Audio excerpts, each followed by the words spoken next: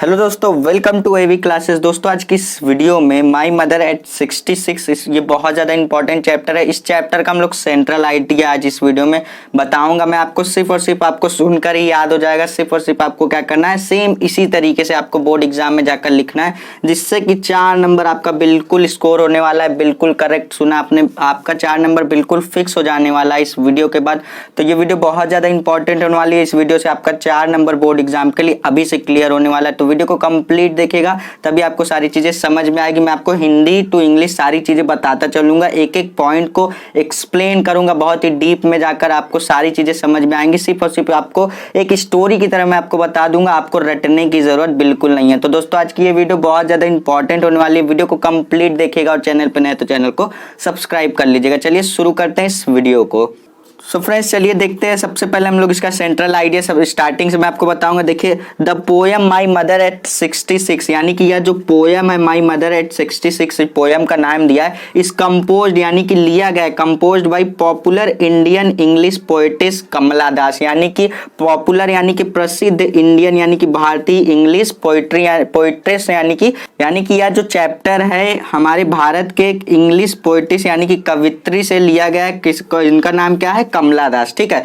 In this poem poet यानी कि जो कवित्री हैं हमारी कमला दास कैप्चर यानी कि क्या करती, capture the complex subtleties of human relation. ठीक है, इसका मतलब क्या हो गया, हमारी जो पोएम की मतलब इस पोएम की जो कवित्री हैं कैप्चर यानी कि क्या करती हैं, दिखाती हैं। क्या दिखाती हैं? कॉम्प्लेक्स यानी कि उलझने, किसकी? ह्यूमन रिलेशन यानी कि हमारे जो मानव संबंध में जो मतलब उलझने हैं उसको इस मतलब पोएम के थ्रू मतलब दिखाती हैं। ठीक है। In lyrical items in a example यानी कि एक संगीत के रूप में दिखाती हैं। ठीक है, इतनी बातें आपको समझ में आ गई। जो हमारी राइटर है वो मानव जीवन में मतलब हो रही उलझनों को दिखाती एक संगीत के रूप में। ठीक है।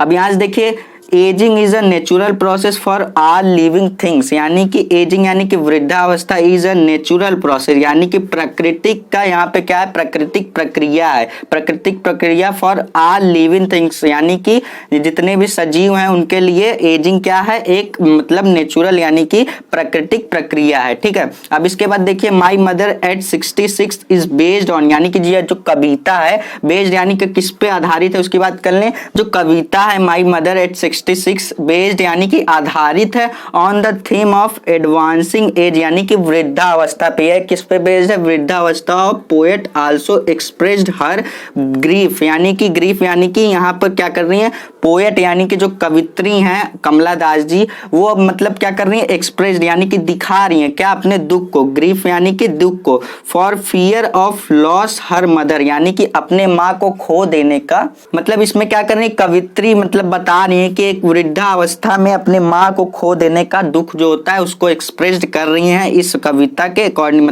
It is also a emotional poem यानी कि यह जो कविता है इमोशनल पोएम यानी कि बहुत ही भावात्मक यानी कि जो पोएम है बहुत ही इमोशनल यानी कि भावात्मक कविता है। ठीक है। अब इसके बाद देखिए, poets undergoes a plethora of emotion. Plethora of emotion का मतलब क्या होता है? प्लेथोरा ऑफ इमोशन का मतलब क्या होता है? भावनाओं के ढेर यानी कि भावनाओं के ढेर में डूबकर।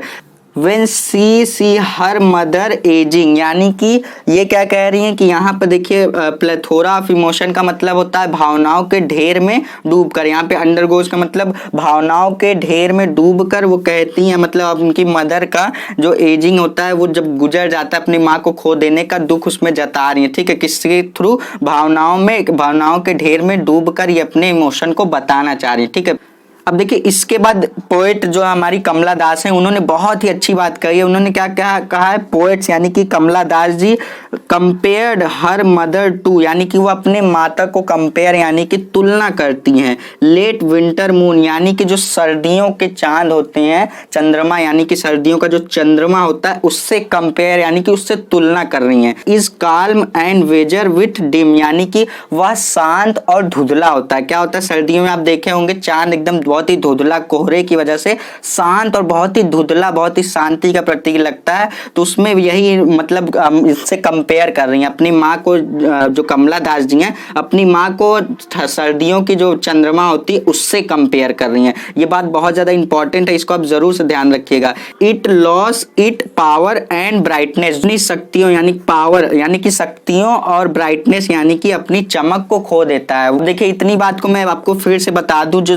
पोएटिस है मतलब जो कवित्री है कमला दास जी, वो कंपेयर यानी कि तुलना कर रही हैं एक मतलब सर्दी के चंद्रमा, क्योंकि सर्दी के चंद्रमा से मतलब कंपेयर यानी कि तुलना कर रही है क्योंकि वह बहुत ही शांत और धुंधला होता है और वो अपनी पावर यानी कि शक्ति और ब्राइटनेस यानी कि चमक को खो चुका होता है। ठीक है, तो ये बहुत ही अच्छी बात इन्होंने कही, अपनी माँ को कंपेयर किया है सर्दी के चंद्रमा से। ठीक है, और यहाँ पे देखिए बाय दिस पोएम पोएट्स यानी कि कमला Das ji pointed a message यानी कि एक मतलब अपने मैसेज को देना यानी कि अपने संदेश को देना चाह रही हैं। तो देखिए क्या कहना चाह रही हैं, have you ever thought what our elderly parents expect for us, यानी कि ये क्या कहना चाह रही हैं, अपने मतलब मैसेज देना चाह रही है, मतलब एक पॉइंट को बताना चाह रही हैं, वो एक अपने मतलब बात को कहना चाह रही है। क्या इसका मतलब क्या है, हैव यू एवरी थॉट, तो इस लाइन का मतलब ये है हैव यू एवरी थॉट यानी कि क्या आप जानते हैं कि आपके माता पिता आपसे क्या चाहते हैं।